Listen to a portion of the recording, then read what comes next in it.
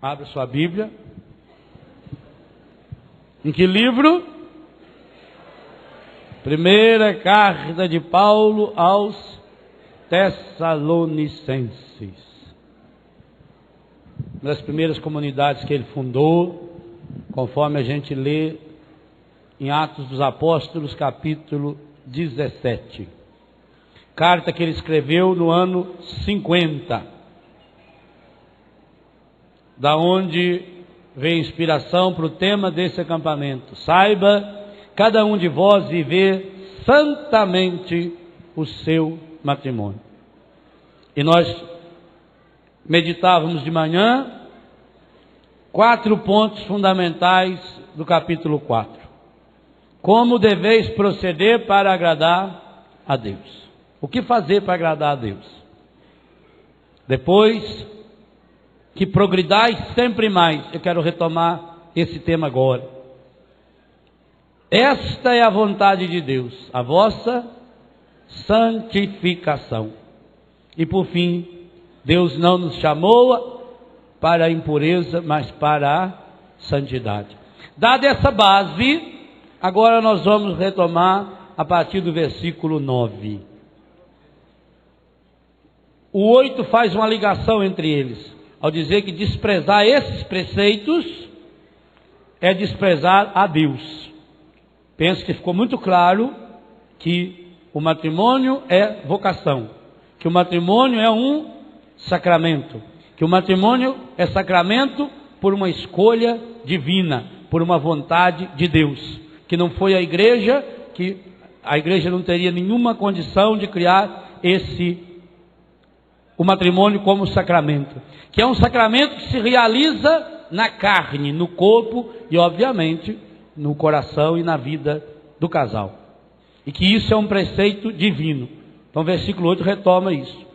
Desprezar estes preceitos, esses 4 que eu resumi, é desprezar não a um homem, mas a Deus, que nos deu o seu Espírito Santo. Essa verdade eu vou retomar agora com vocês.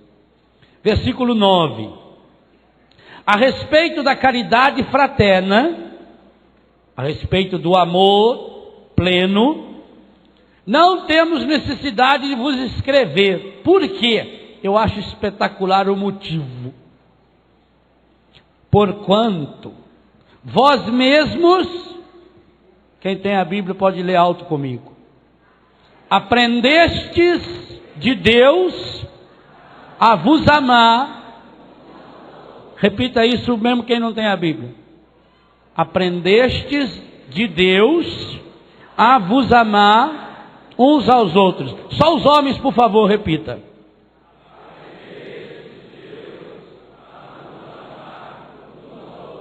Eu esperava mais de vocês, homens. Pensei que vocês iam falar aquele aprendestes de Deus. Vamos ver. Só os homens mesmo.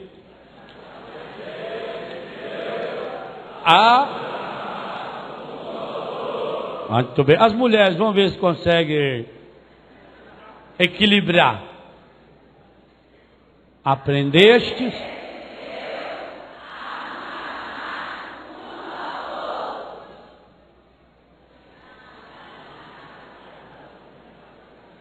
Mais ou menos. Juntos, vamos ver se junto melhor. Aprendestes?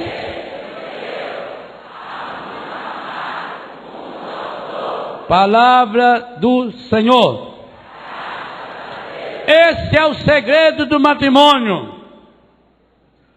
Que coisa espetacular São Paulo está nos ensinando hoje.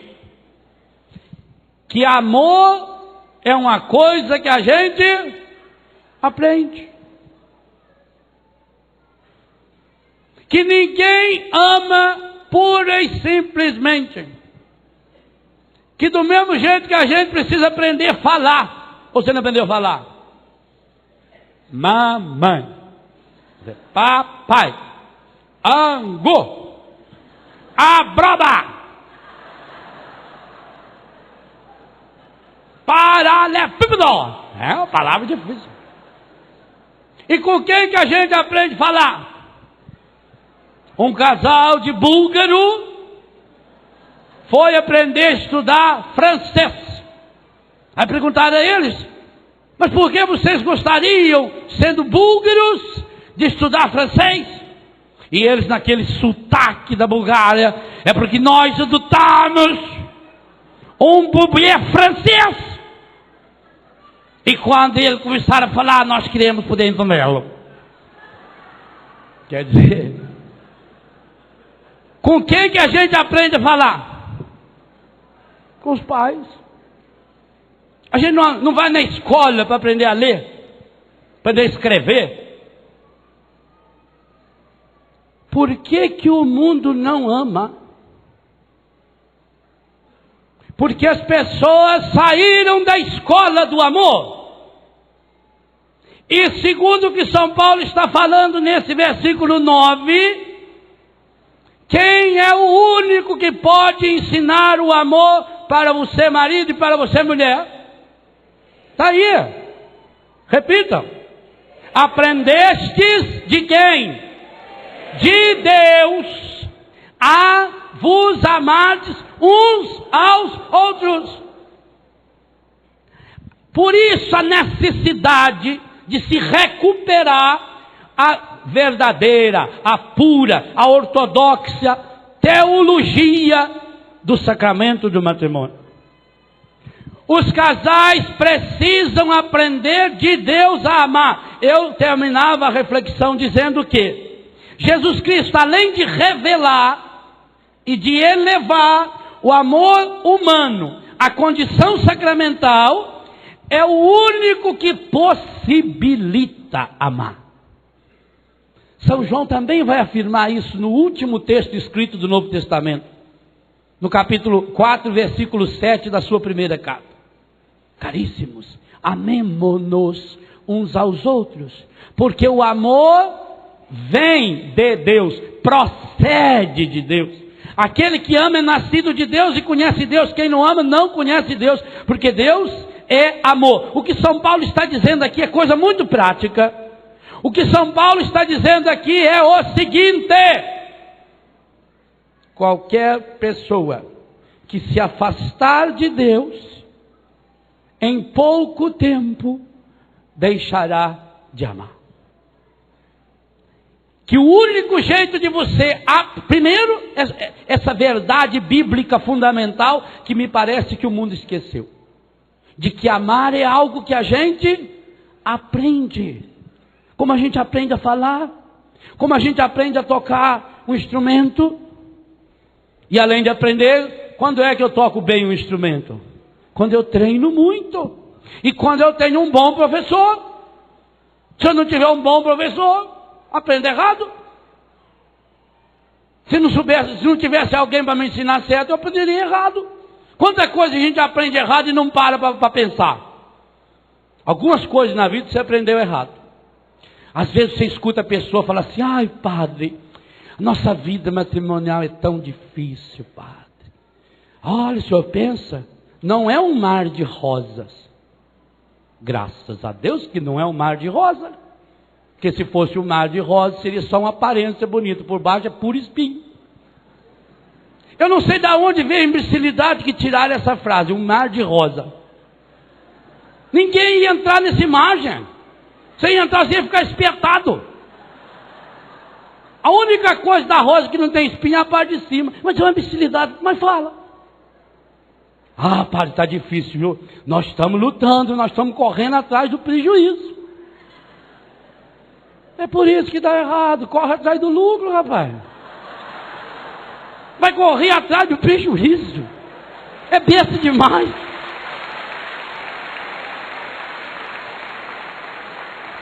Fulano está na UTI, o estado gravíssimo, está correndo risco de vida. É risco de morte. De vida eu quero correr esse risco todo dia, toda hora. Está vendo como a gente fala e não percebe? A gente fala bobagem. A gente aprende coisa errada. Os jornais dizem: descobriu-se que o fulano se suicidou. Olha, isso é fantástico, porque suicídio é matar-se. Sui, a si mesmo. Sídio é morte. Então, ser suicidou é ser matou-se. É uma coisa fantástica. É um duplo assassinato de si mesmo. Ser suicidou-se, matou-se. A gente aprende bobagem. Então, assim também nós vamos pela vida fora. E hoje nós não estamos aprendendo a amar. Primeiro porque a gente acha que o amor é coisa natural. Tem gente que pensa que o amor é instintivo. Mas padre, o amor de um homem por uma mulher é um amor instintivo. Fosse assim, só se uniria quando estivesse no cio. Que você deixa lá 10 cachorros e uma cachorrinha. Eles dormem juntos, eles lambem um outro, todo dia cedo eles passam a língua na cara, na orelha, no pé, em tudo quanto é lugar. E se você der bobeira, eles passam na cara da gente também. E não faz nada. Agora, quando o instinto dela avisa que o corpo está preparado para ter cachorrinho, então eles se unem. Amar não é natural. Amar é algo que a gente aprende. E quem é o único professor que pode ensinar a amar? Porque Ele é amor.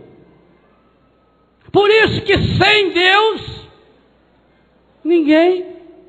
E por que o mundo não ama? Maior doença do mundo. A grande doença do mundo moderno é falta de amor. E o mundo não ama por quê? Porque aqui diz que para amar é preciso aprender. E aprender de quem? Aprender de Deus. Meus irmãos e minhas irmãs, a primeira grande luta que os casais cristãos hoje precisam travar é contra uma praga, uma peste demoníaca chamada indiferença religiosa. A indiferença religiosa é pior do que o ateísmo. O ateísmo, que foi muito forte nos 2 séculos passados, o ateísmo que teve grandes pensadores, Nietzsche, Freud, Feuerbach, Karl Marx, Jean-Paul Sartre, Simone de Beauvoir e outros. Ele não fez tanto mal ao mundo quanto o faz a indiferença religiosa. Qual é a diferença de ateísmo para a indiferença religiosa? Por que é que a indiferença religiosa é pior do que o ateísmo? E por que é que a indiferença religiosa é a praga número 1 a ser combatida no matrimônio? Eu vou tentar responder essas 3 perguntas para vocês nessa final de manhã e começo de tarde. O ateísmo é uma negação a Deus. A é negação, teos, Deus. Então, ateu, eu não acredito em Deus. Eu nego a existência de Deus. Ou talvez a sua utilidade. Isso ficou restrito a alguns pensadores. Ainda hoje tem algumas antas aí, por aí, sem muito argumento, que fica repetindo aquelas bobagens que Simone de Beauvoir escreveu, que Jean-Paul Sartre escreveu e etc. Mas hoje, inclusive, já se sabe que lá no fundo, esses homens e essas mulheres não foram ateus. Eles foram frustrados religiosos. Na verdade, eles tiveram grandes decepções. Diga-se de passagem, 99% desses casos ligados a uma decepção familiar. Sartre, por exemplo, que não conheceu o pai dele, a mãe dele foi mãe solteira, ele foi criado pelo avô, o avô era um carrasco. Só que durante a semana era um carrasco, chegava no domingo e ia para a igreja, uma igreja evangélica, não sei qual denominação, também não interessa, se fosse católico não mudaria muita coisa. Então ele ficou com uma repulsa a Deus, mas por causa da visão que ele tinha de família. Sartre é a mesma coisa. Nietzsche é a mesma coisa. Nietzsche morreu louco, mas antes de ficar louco, 1 ano antes de ficar louco, ele fez uma oração profunda, contrariando aquilo que ele tinha escrito no livro Assim Falava Zaratustra, aonde ele dizia: se existisse Deus, como é que eu não sou um? E aliás, num livro chamado, acho que A Transcendência, O Caminho da Transcendência, o Leonardo Boff recentemente traduziu uma linda oração que o Nietzsche fez e que só foi descoberta recentemente em alguns textos perdidos do alemão. Depois, o mal que o ateísmo fez no mundo, por exemplo, nesses países que se declararam ateus, provou e provocou um cristianismo de raça.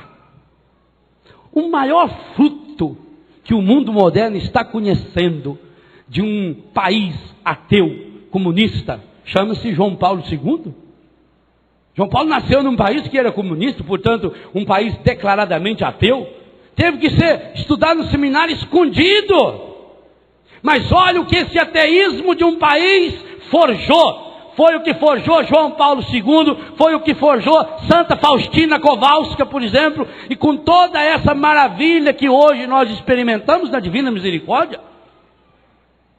É um cristianismo ortodoxo cada vez mais forte, que está explodindo na antiga União Soviética, hoje na Rússia. É aquilo que acontece em Medjugorje. Então o ateísmo, pelo menos ele era honesto. O ateísmo tinha uma grande qualidade, os ateus tinham uma grande qualidade. Você pega um livro do Marx, você pega um livro do Feuerbach, você pega um livro do Jean-Paul Sartre, Simone de Beauvoir, eles explicitamente dizem, eu não acredito por isso, por isso, por isso. O ateísmo, portanto, nega a existência de Deus. A indiferença religiosa, ela não nega Deus. Ela não é uma negação de Deus.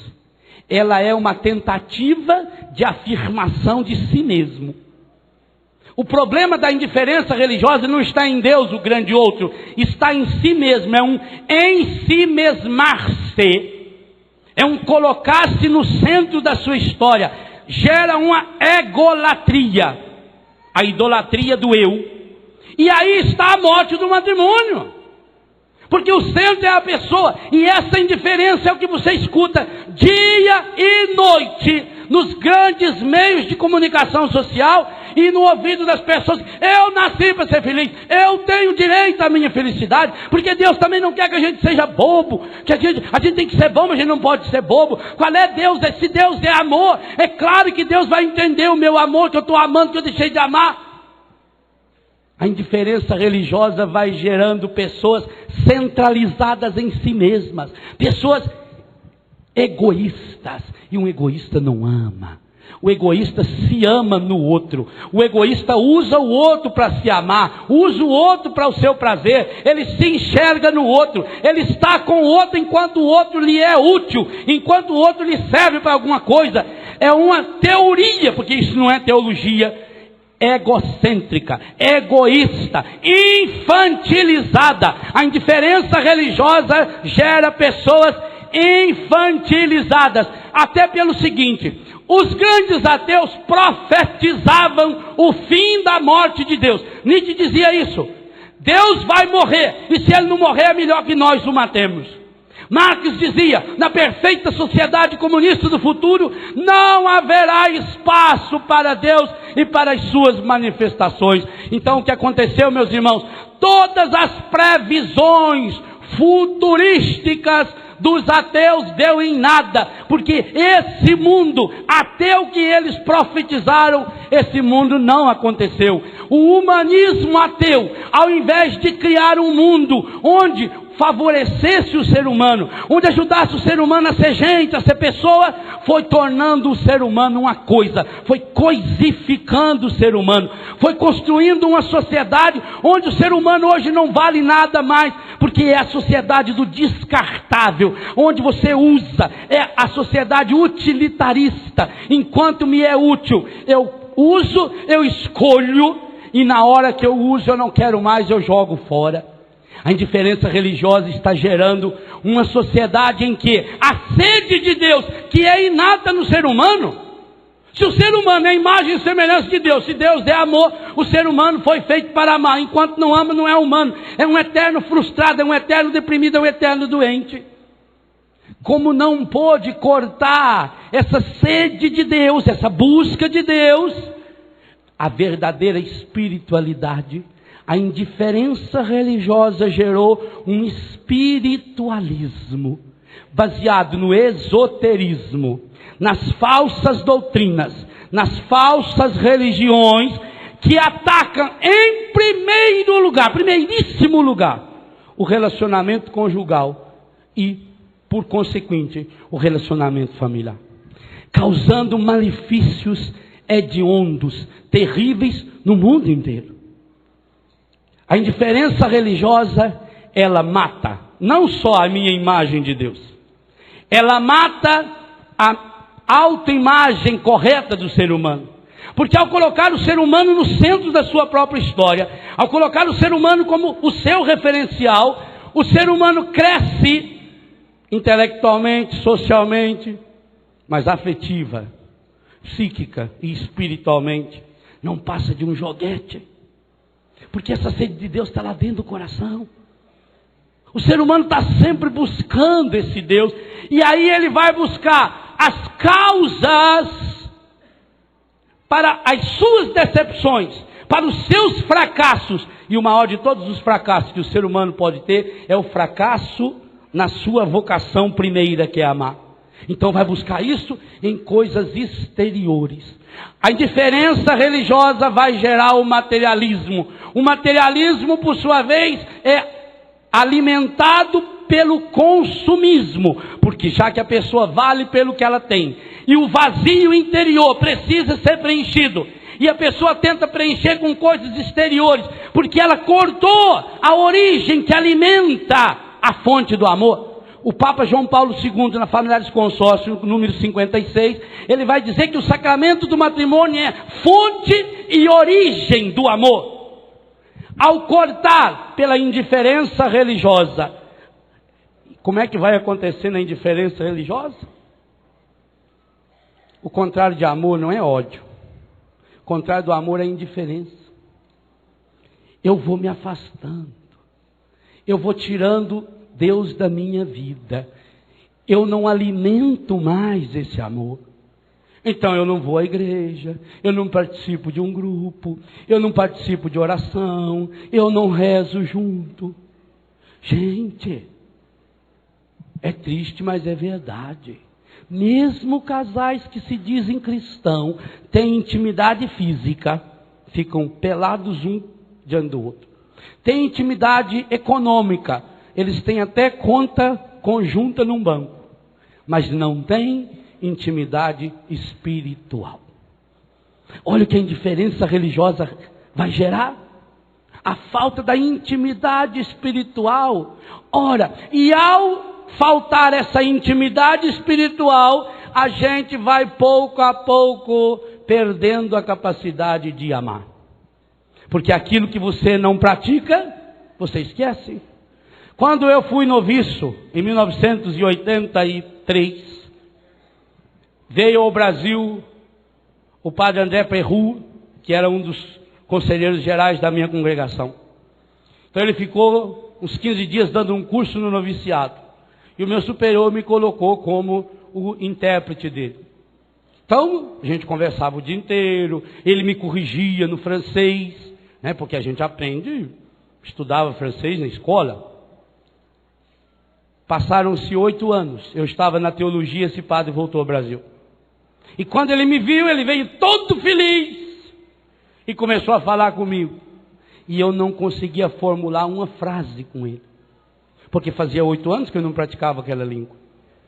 Do mesmo jeito que você, deixando de praticar um idioma, você perde, deixando de praticar uma habilidade. A senhora está acostumada a fazer um tipo de comida todo dia, deixa de fazer, passa um tempo sem fazer, quando for fazer tem que olhar na receita, que já esqueceu. E se faz todo dia não, é automático. Pega aqui, põe um arroz, põe lá aquela meia colher lá, já joga lá dentro, conversando e vai. Não é assim? A prática. Faz o crochê, faz tricô, costura, dirige. Quando a gente está aprendendo a dirigir carro, se segura com as 2 mãos no volante e firma ali, fica de olho fixo lá, e pisa para lá, e paga a marcha, que ela faz uma força tremendona, vai as marchas. Depois não, depois você dirige automaticamente. Agora, aquilo que eu não pratico, pouco a pouco, eu vou perdendo a minha habilidade. Se eu não treino, eu vou perdendo, eu vou enferrujando. Olha o que está acontecendo com os casais cristãos. Pela indiferença religiosa, eles vão se afastando de Deus. E ao afastarem-se de Deus, pouco a pouco, vão afastando-se um do outro. Aqui está a causa número 1 do desquite e do divórcio. A indiferença religiosa. Por quê? Na hora que o ser humano se afasta de Deus, ele perde a capacidade de amar. Amar é algo que a gente tem que aprender. E o único mestre do amor chama-se nosso Senhor Jesus Cristo. Por isso que São Paulo, volto nele, não tem medo de falar, no capítulo 4, especialmente no capítulo 5 de Efésios, que os casais cristãos reproduzem o mistério do amor de Cristo pela sua igreja. Como Cristo amou a igreja, marido tem que amar a sua esposa. O que significa ser casal cristão? Ser casal cristão significa fazer no mundo, a partir do matrimônio, aquilo que Jesus Cristo fez. E o que foi que Jesus Cristo fez? Qual é a grande meta, proposta que se concretizou na pessoa de Jesus? Jesus, por onde passava, a quem se dirigia, a quem falava, em toda e qualquer situação, repito, toda e qualquer situação, Jesus transformou em links para o reino de Deus. Ser cristão, portanto, significa fazer o que Jesus fez. E o que Jesus fez? Aonde Jesus chegou, Jesus instaurou o reinado de Deus. Então ele chegava numa pessoa que estava doente, significa que estava reinando naquela pessoa ou encardido através da doença, como o próprio Cristo afirma. Quando vão brigar com ele lá, porque ele curou aquela mulher que fazia 18 anos que estava encurvada, Jesus disse, e eu não ia curar essa filha de Abraão, que há 18 anos estava aprisionada pelo demônio? Então ele chegava numa pessoa, numa mulher encurvada, num cego, num paralítico, que há 38 anos estava na beira da piscina de Betesda, no cego Bartimeu na estrada de Jericó, e ele devolvia a visão para aquele cego, e ele fazia aquele paralítico andar, e ele colocava ereta, firme, de pé, aquela pessoa encurvada. Ele chegou lá naquele lugar, e o pai veio desesperado e trouxe até ele um menino, que era como se fosse alguém que estava dominado pela droga. O menino vivia pelado, vivia nos cemitérios. Em outra versão, ele vivia se batendo, se cortando, estava sempre de noite, não conseguiam amarrar, não conseguiam colocar cadeias nele. Então, esse menino estava dominado pelo reinado do demônio, dominado pelo reinado do ódio, do desamor e do pecado. Jesus chega e o reinado do desamor desaparece, o reinado do pecado desaparece, e por isso logo em seguida, quando chegam, ele está sentado aos pés de Jesus, ele está vestido, devolveu a ele a sua dignidade humana. Trazem a Jesus uma prostituta pega em flagrante adultério, aquela ou uma daquelas da qual o Senhor expulsou 7 demônios. Significa que estava acontecendo na vida dela o reinado da prostituição, o reinado do pecado. Mas quando Jesus chegou na vida dela, instaurou em sua vida o reinado de Deus, e por isso ela começou uma vida nova. A mesma coisa com aquela samaritana que vivia no adultério, ou com Zaqueu que vivia dominado no reinado do demônio que o prendia pelas suas condições econômicas, como ladrão que ele era. Mas Jesus, ao se aproximar dele, ele ao se aproximar de Jesus, passa a viver em si o reinado de Deus. Por isso Jesus diz, buscar em primeiro lugar o reino de Deus. Então, ser um casal cristão significa instaurar, fazer acontecer o reinado de Deus a todas as pessoas com as quais eu me relaciono. Em primeiro lugar, com o meu esposo, com a minha esposa. Ah, que desafio espetacular! Pois eu digo a você, sem a força do próprio Cristo. E por isso que o catecismo vai dizer que todos os demais sacramentos, eles como que nos antecipam e nos preparam para aquilo que o sacramento do matrimônio realiza. O batismo é o nosso mergulho nupcial. A Eucaristia é o banquete das núpcias do Cordeiro. Felizes os convidados para a ceia do Senhor. Eis o Cordeiro, as núpcias do Cordeiro. É o alimento nupcial que vai se realizar na vida matrimonial. Símbolo privilegiado, sinal privilegiado do amor infinito de Deus por nós, até mesmo quando o ser humano se afasta de Deus por indiferença ou pelo pecado, como Deus vai se manifestar através do profeta Ezequiel, através do profeta Oséias, quando manda-os amar a esposa infiel, amar a esposa prostituída. Instaurar o reino de Deus. Essa foi a atividade de Jesus. Aonde ele chegava, em qualquer situação, Jesus criava um link do reino de Deus. Que coisa espetacular.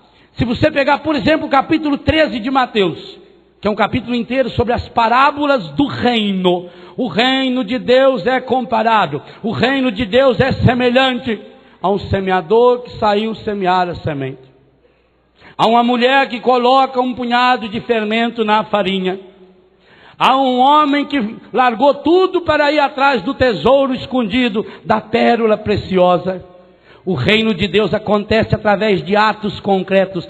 Significa, meu irmão, minha irmã, que você, por ser uma só carne, um só corpo, um só espírito com seu marido, e você, por ser uma só carne, um só corpo, um só espírito com sua esposa, tudo que você faz, tudo, desde as coisas mais singelas, desde as coisas mais simples, você está fazendo o reino de Deus chegar até essa pessoa que você ama. Aí sim, nós estamos entrando na dimensão sacramental do matrimônio, aprendendo de Deus a amar. Eu, esposa, eu não limpo o banheiro. Eu, esposa, eu preparo esse lugar, porque meu marido e meu filho, quando chegar nesse banheiro, aqui eles têm que encontrar Deus. E por isso que eu, marido, quando vou usar esse banheiro, eu não mijo fora do vaso, porque eu estou aqui diante de um projeto do reino de Deus, concreto, visível, palpável. Eu digo para minha mulher, eu te amo, conforme eu uso o vaso sanitário. Ou é mentira minha isso?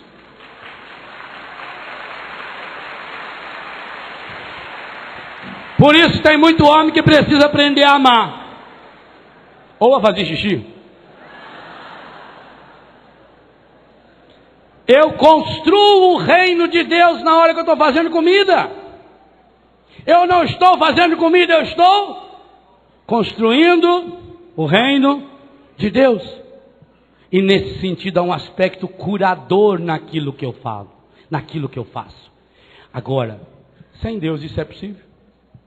Quando aquele ministro, não sei das quantas, falou para a Madre Teresa de Calcutá, que vai ser beatificado no dia 19 de outubro desse ano.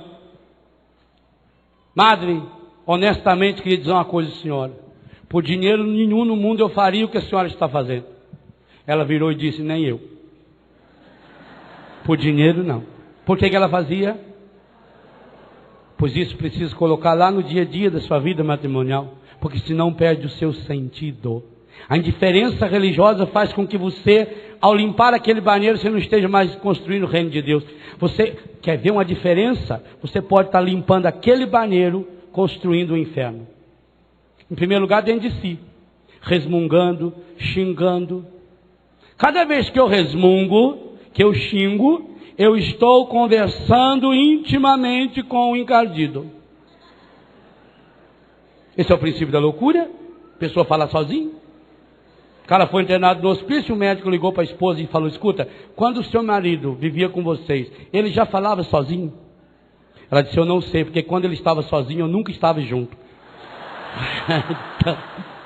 A senhora também vinha aqui, que eu vou examinar a senhora. Que coisa interessante. Quando ele estava sozinho, eu não estava junto. Porque quando eu estava junto com ele, ele não estava sozinho. Olha que coisa impressionante. Então, senhora, por favor, vem aqui que eu tenho que examinar, senhor. Estou achando que isso aqui é genérico e genético. Então, a hora que eu estou limpando aquele banheiro, resmungando, eu estou criando inferno. Eu estou reproduzindo inferno. E como eu reproduzo, ele fica. E como o único jeito que o encardido tem para botar a mão naquele copo, para botar a mão naquele banheiro. Quantas brigas de casal começam por causa do uso do vaso sanitário? Quantas? Porque a mulher, quando ela entra lá e vê aquele espetáculo,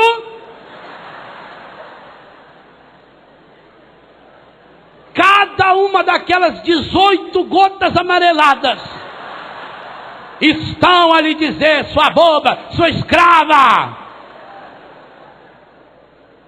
Viu? É isso que dá as mulheres aceitar esse negócio da igreja que não pode largar. Quero ver se o padre vem limpar essa merda aqui agora. Quantas? Há um diálogo do encardido com a pessoa, porque ficou ali uma semente do inferno. E eu vou dizer uma coisa a você: se você não tiver a capacidade de arrancar aquela semente do inferno e transformar em céu, você não aprendeu a amar.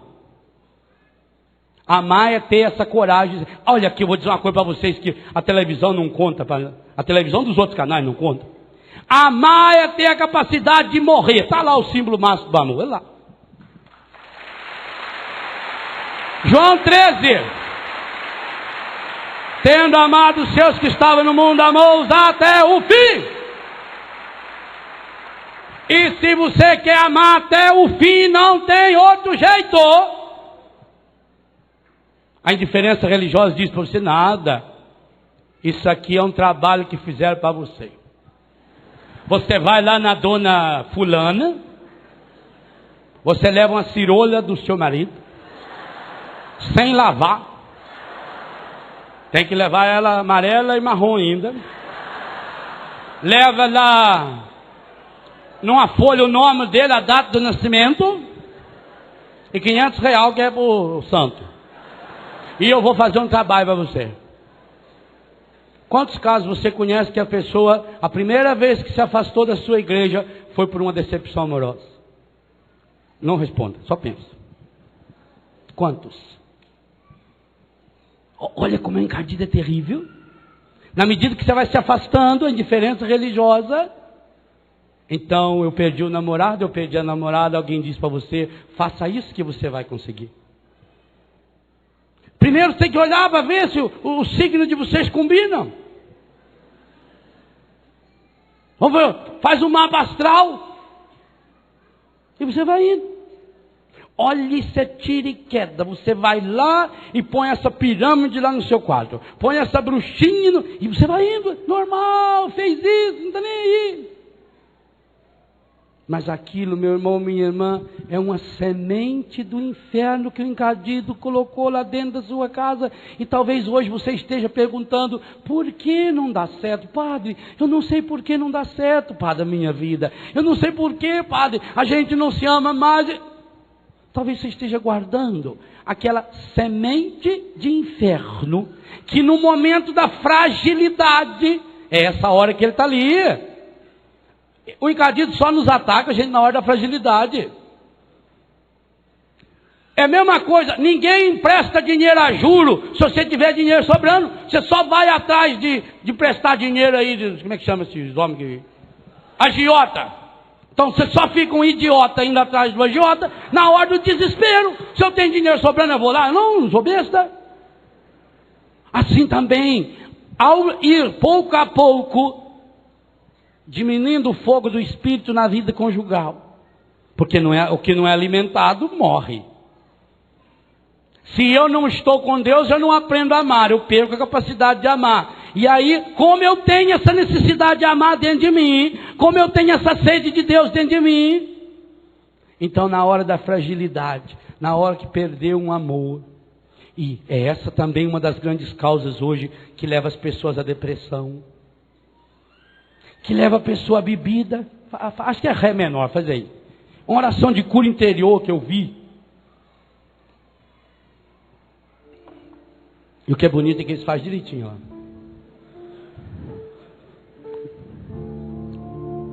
Garçom, aqui nessa mesa de bar, você já cansou de escutar dezenas de casos de amor. Garçom, no bar todo mundo é igual. Meu caso é mais um, é banal. Mas presta atenção, por favor. Saiba que o meu grande amor hoje vai se casar. Mandou uma carta para me atazanar. Deixou em pedaços o meu coração. E para matar a tristeza, só mesa de bar. Quero tomar todas, vou me embriagar. E se eu pegar no sono, me deite no chão. Oração de cura interior. Percebeu? Olha o que o encardido faz. Aliás, essa música quem me mostrou a primeira vez, um amigo que eu gosto muito, e ele gravou essa música num CD de piada, de história engraçada, Tom Cavalcante, quando fazia aquele personagem bêbado dele. Isso é uma oração de cura interior que entra no seu ouvido. Então, eu não estou bem. A mulher foi lá para a tia fazer o trabalho. E ele foi para o boteco para tomar, para chorar. Tudo que está escrito nessa música é verdadeiro? Tudo. Aliás, o autor dela é muito inteligente, é um homem que fala vários idiomas, inclusive. Pensa, olha o que o encardido está fazendo, gente. Ele está lançando aqui uma semente de inferno terrível, que é contaminação espiritual, que tem destruído. Mas, meu Deus, quantas famílias hoje estão destruídas, arrasadas, pisoteadas pela contaminação espiritual, porque dali para fazer invocação dos mortos, dali para fazer dia espiritual, dali para tomar passes, dali para levar coisa para jogar na casa, para purificar a casa, né, para defumar o ambiente. Isso vai impregnando a casa, impregna os filhos, leva as crianças também, vai criando uma corrente, todo mundo dá a mão lá e faz uma corrente e evoca os demônios. Ora, a Bíblia nos diz que os demônios vêm até de enxerido, quanto mais quando é chamado. O encardido não nos respeita. Jesus sim, ele diz, eu estou à porta e bato, se abrir eu entro. O encardido não, ele fica ali rondando feito um leão. Se ele achou um buraquinho de nada, ele entra inteiro, ele fica lá escondidinho. Então nós levamos as mulheres, infelizmente, que a grande maioria infelizmente são mulheres. E isso não resolve, ela vai para o mesmo caminho do homem, ela começa a tomar uns remedinhos, que não consegue dormir mais. Porque aí aquilo que a mãe do santo, parenta do santo, prima do que santo que é isso, eu não sei.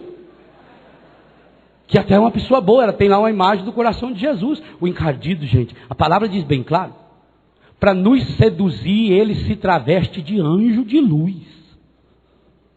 Olha o que ele faz. Uma pessoa boa, ela só faz o bem, é pro bem, ela não faz o mal. E aquilo não resolve, eu vou para minha casa, e aí põe mais minhoca na minha cabeça. Porque você olha para a pessoa está lá na sua frente, fragilizada. Ora, a pessoa fragilizada é a falta que você mandar. Com dor você faz qualquer coisa. Uma vez em Londrina eu estava pregando no retiro, e me deu uma infecção no ouvido. Mas eu tinha tanta dor de ouvido, desesperado. Uma mulher falou para mim, sabe o que é bom? É xixi. Eu ri da cara dela. Falei, como é que eu vou mijar na orelha, mulher? Eu falei, sim, a beleza. Fui embora. De noite, gente, ouvido. Não tive dúvida. Fui lá, enchi a mão. Passou. É quentinho, né? A mãe não punha aquele óleo quentinho. Uma beleza. Levei uns 15 anos para limpar o que a sujeira que ficou no ouvido. Intoxicou o ouvido. Além de eu escutar um barulho medonho de noite, passou a dor e correu. Então, frágil, você faz qualquer coisa. Gente com fome come qualquer porcaria. A gente vê as pessoas com fome nas lixeiras, catando na rua. Gente com fome de Deus também come qualquer porcaria. Estão alimentando o coração das pessoas, porque não estamos aprendendo a amar com Deus, e o único jeito de aprender a amar é em Deus, lá na porcaria. E aí eu vou para casa e fico com aquelas coisas na minha cabeça. E aí, é claro, ela já viu que eu não estou bem, viu que eu estou fragilizada, ela ou ele, tanto faz. Tem uns esquisitos também que são pai, não digo, mas assim, primo, longe, ou parenta, tia, sei lá o que é aquilo. Colega, né? Colega, mas é colega aquilo. Ah, meu filho, isso é um trabalho que fizer para você. Tem alguém nessa história? Tá? Tem uma mulher na vida? É claro que tem, a não ser que a pessoa me veja. E quando fala, não tem possibilidade de ter mulher, então é pior, filho. É um rapaz. A dor é maior. Aí você vai para casa. Aí você vai para casa e liga a televisão. E o que vê? Me dá o meu catecismo aí. Está aí no... O que vê na televisão, eu vou comentar o que está aí amanhã, mas só para não perder o... Dentro do meu catecismo tem outra coisa.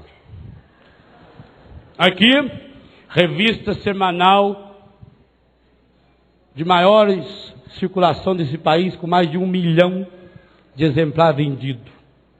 Amor obsessivo, violência doméstica, alcoolismo, homossexualidade, os dramas e os dilemas dos personagens de Manuel Carlos fascinam o Brasil. Isso aqui é modelo de mulher. Aqui dentro mostra umas tranqueiras. Estou mostrando a revista, para não dizer que é número 30, ano 36, número 27, edição 1810, 9 de julho. Faz 2 semanas. Sabe quanto custa uma inserção comercial? Porque quando eles dizem que televisão não influencia nada, de 1 minuto, segundo essa revista, nesse horário dessa novela, uma inserção de 1 minuto custa R$ 386.760.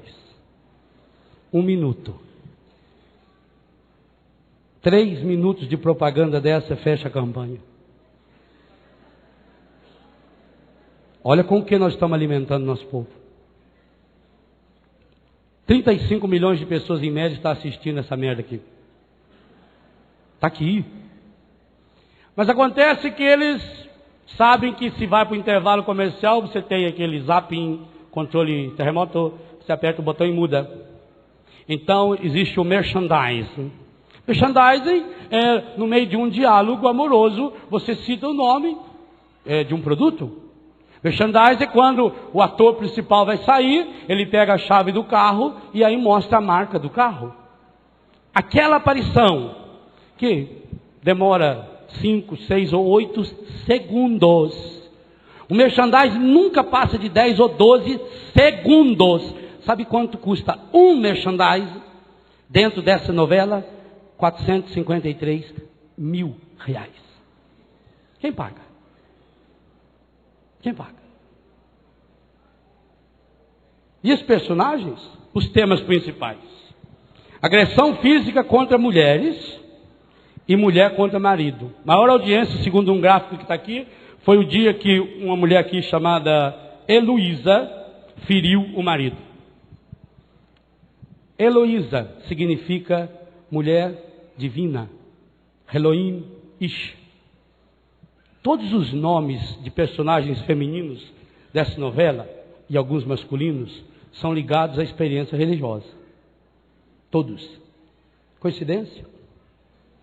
Comportamento obsessivo no amor, preconceitos contra idosos, hoje dia do idoso, alcoolismo, lesbianismo, adultério, sedução de menor. Namoro com um padre. O padre chama-se Pedro. Coincidência?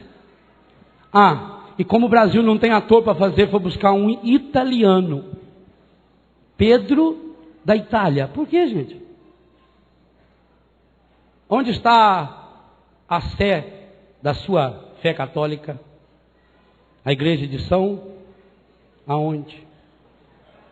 Em Roma. É por acaso? É por acaso que paga uma fortuna para um ator desse vir lá? E a mulher com a qual ele vai se casar, está escrito que ele vai largar, vai ficar com ela, chama-se Estela. O Papa Paulo VI proclamou Maria a estrela da evangelização. É essa estrela que está tirando esse padre. A outra mulher desequilibrada chama-se Raquel, uma das mulheres mais importantes da Sagrada Escritura para o povo de Deus. Uma é obsessiva, a outra é espancada.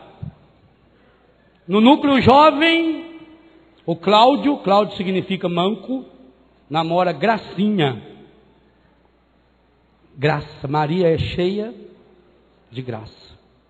A liberada, uma velha aqui, vizinha nossa, Lorena, namora um jovem, o nome dele é Expedito, um bom santo. A Helena, todas as novelas desse autor têm uma personagem com o nome de Helena. Santa Helena, a mãe de Constantino, a grande patrona da nossa igreja. A assanhada chama-se Silvia. A malcriada, Doris. A alcoólatra, olha o nome, a avó do Cristo, Santana. Será por acaso que duas personagens, segundo a revista, porque eu nunca, graças a Deus, nunca assisti nem um milésimo de capítulo disso aqui. Será que é por acaso que a alcoólatra e a outra lá destambeiada sejam professoras? É acaso? Por que os alunos não respeitam mais seus mestres? A alcoólatra chama-se Santana.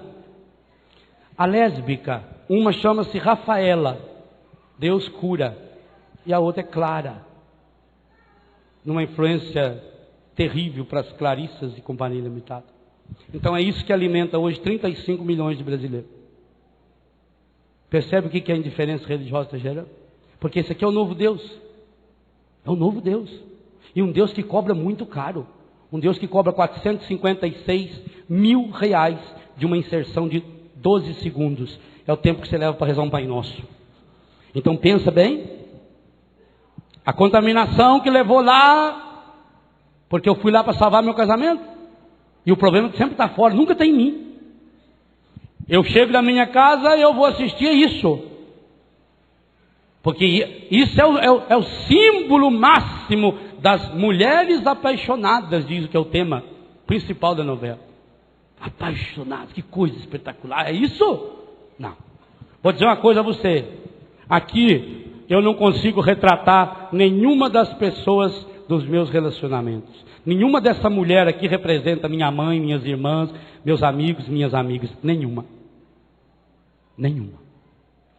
Será que representa o seu? Então por que 35 milhões de pessoas estão aí? Pensa o que é isso. Então termino de assistir essa porcaria? Aí vai para a cama e dorme? Não dorme. Aí preciso tomar remédio. Aí preciso se empanturrar de veneno. E o marido está lá no bar. Está lá fazendo a oração dele para o garçom. Está lá dormindo no chão. Está lá bebendo.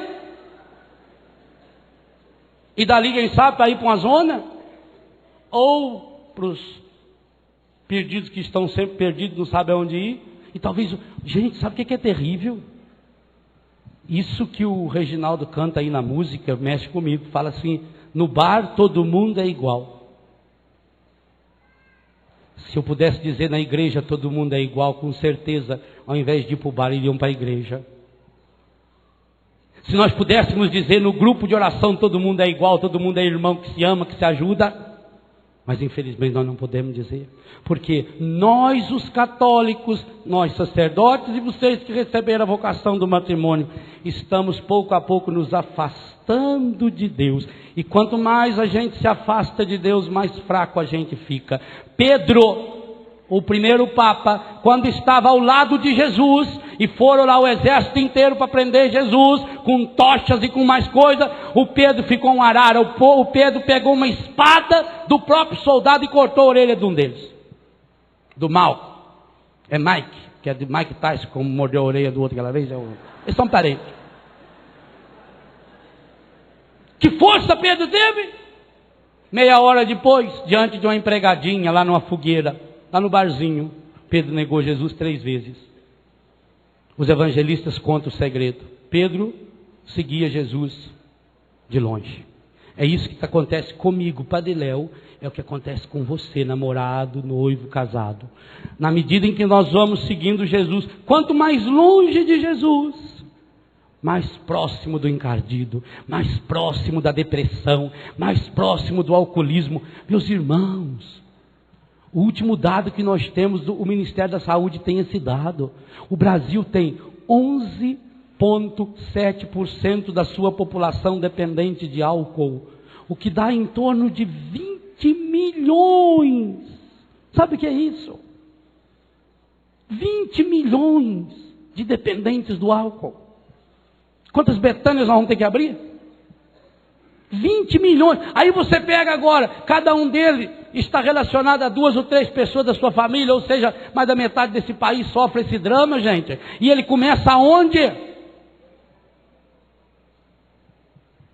A culpa não está lá na Globo que põe essa novela no ar. Nos botecos que se abrem nesse país, porque a lei não tem coragem nenhuma de, nessas horas, de colocar em prática aquilo que pede as leis internacionais. A lei internacional diz que pode ter um bar somente num período que vive num círculo de 3 mil habitantes. Aqui no Brasil tem 3 mil bares para cada habitante. Mas a culpa não é dele. A culpa não é do Lula que deixou a coitada da mulher trancada no carro lá na Espanha, não. Enquanto nós católicos não tivermos a coragem de dizer, por minha culpa, minha máxima culpa, de padre que não vive o meu sacerdócio, e de católico, cristão, leigo, fiel, que não vive o sacramento do matrimônio, esse povo vai servir-se das garras do encardido para tripudiar em cima de nós. E estão fazendo isso na nossa casa e nós estamos pagando para isso. Pagando.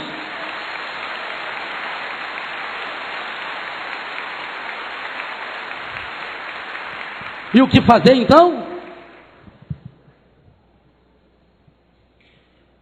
Não tem outro jeito. Leva para Deus o problema. Padre, mas às vezes eu não sei rezar. Às vezes eu nem consigo rezar. Não consegue rezar? Olha para Deus. Faz Mi maior. É uma outra música de cura interior. E que está relacionada à família estragada. Mas que achou uma saída. E é essa saída também que eu quero apresentar a você. É de sonho e de pó. O destino de um só. Feito eu perdido em pensamento sobre o meu cavalo. É de laço e de nó, de gibeira o giló, dessa vida curtida a só. Sou caipira, pirapora, Nossa Senhora de Aparecida, ilumina a mina escura e funda o trem da minha vida. Sou caipira, pirapora, Nossa Senhora de Aparecida, ilumina a mina escura e funda o trem da minha vida. O meu pai foi peão, minha mãe solidão, meus irmãos perderam-se na vida à custa de aventura. Descasei, joguei, investi, desisti. Se a sorte, eu não sei, nunca vi. Sou caipira, Pirapora, Nossa Senhora de Aparecida. Ilumina a mina escura e funda o trem da minha vida. Sou caipira, Pirapora, Nossa Senhora de Aparecida. Ilumina a mina escura e funda o trem da minha vida. Me disseram, porém, e eu digo isso para você hoje, que eu viesse aqui para pedir de romaria e prece a paz nos desalentos. Como eu não sei rezar, ou não consigo, só queria mostrar meu olhar, meu olhar, meu olhar. Sou caipira, Pirapora, Nossa Senhora de Aparecida. Ilumina a mina escura e funda o trem da minha vida. Sou caipira, Pirapora, Nossa Senhora de Aparecida. Ilumina a mina escura e funda o trem da minha vida. Diga para Deus: hoje, pelas mãos de Maria, me disseram que eu viesse aqui na Canção Nova.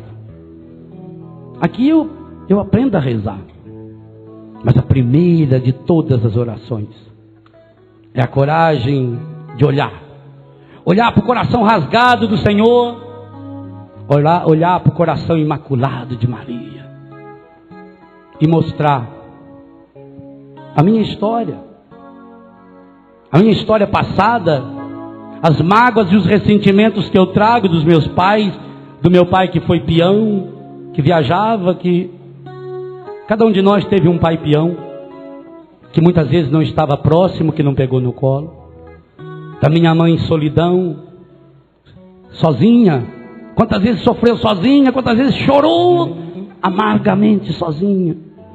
Quantos de nós trazemos marcas profundas, porque a nossa ingratidão pela indiferença religiosa faz com que a gente só se recorde das coisas ruins. Uma palavra que o pai ou a mãe falou, a gente não esquece se foi negativa, e milhares de palavras e de atitudes de amor nós nos esquecemos quando nós centramos-nos em nós mesmos, olhando para nós mesmos, nos afastamos de Deus. Apresente nesse olhar seus irmãos, os casamentos desfeitos. Quantos de nós já nos descasamos muitas vezes?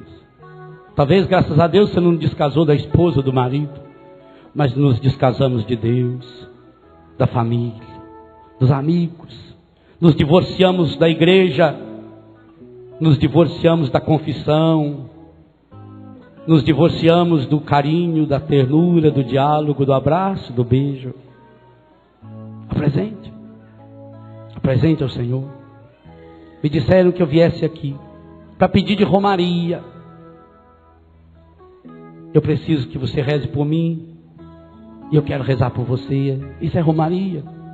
Irmãos que se ajudam, marido e mulher que se levantam no Senhor. E muitas vezes há situações em nossa vida que as palavras só atrapalham,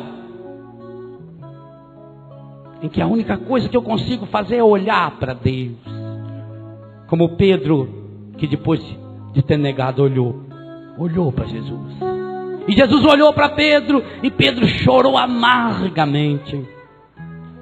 Quantos de nós também precisamos muitas vezes transformar nossos olhares em oração, olhar para Deus, olhar para Nossa Senhora e dizer: ô mãe, estou aqui, mãe, estou angustiada, estou deprimida, meu marido não está aqui. Mas você também tem a coragem, quem sabe bêbado, ao invés de falar para esse garçom, falar para Jesus, que também estava naquela festa de casamento, ou para um daqueles serventes que estava lá, Eu estou aqui, Senhor. Me escuta, Senhor. Talvez você não consiga falar, olha para Deus e deixa Deus olhar para você. Quantas e quantas vezes a semente do céu chegaria no seu matrimônio, se depois que você tivesse aquela tristeza, decepção, quem sabe o marido chegasse bêbado, a mulher chegasse bêbada, ou dopada por um remédio, por um veneno, por uma droga, e aí começa uma briga, quem sabe? E eu quero pedir ao Senhor para poder falar sobre isso amanhã. Quem sabe a única coisa que precisaria era um olhar. Quantas vezes a coragem de uma esposa que olha com os olhos lacrimejados no olho do seu marido fedendo cachaça, mas não fala nada. Esse olhar é reza. Marido, com seus olhos lacrimejados, porque o homem chora no bar, chora na rua, chora na zona, mas precisa chorar em casa. Talvez a única coisa é um olhar lacrimejado para sua esposa, e aquele olhar que não fala nada, ele diz tudo. Aquele olhar, talvez acompanhado de um toque na mão, é um dizendo para o outro: eu sou seu, você é minha. Nós vencemos até aqui, nós vamos vencer, nós vamos sair dessa, nós vamos tirar nosso filho desse buraco, nós vamos vencer essa doença. Porque quando eu olho para você e você olha para mim, há um terceiro elemento, uma terceira pessoa que está olhando para nós dois o tempo inteiro, e olha-nos com a compaixão e a misericórdia, o olhar do coração manso, humilde de Jesus, o olhar do Espírito que nos fecunda com seu amor, o olhar do Pai que nos chama a aprender com Ele, a amar, amar, amar, amar. Olhe para o seu marido e olhe para a sua mulher e não tenha medo, porque quando você verdadeiramente olhar para o seu marido e olhar para a sua mulher, Deus está olhando para vocês, e aí é só olhar para Ele. Olha para Deus, olha para Deus, olha para Nossa Senhora, peça essa força. Mas para isso a gente tem que ser bobo, como o Renatinho ensinou. É preciso ser caipira, caipira que acredita ainda nos valores da vida. Me disseram, porém, que eu viesse aqui para pedir de romaria e prece a paz nos desalentos. Como eu não sei rezar, só queria mostrar meu olhar, meu olhar, meu olhar. Fica de pé, olha para o seu marido, para a sua mulher. Sou caipira, Pirapora, Nossa Senhora de Aparecida, ilumina a mina escura e funda o trem da minha vida. Sou caipira, Pirapora, Nossa Senhora de Aparecida, ilumina a mina escura e funda o trem da minha vida. Olha para o seu marido, olha para sua mulher e nesse olhar diz: eu amo você. I love you. Desce um beijo chapuletado na boca dele e dela aí, vamos ver. Deus abençoe.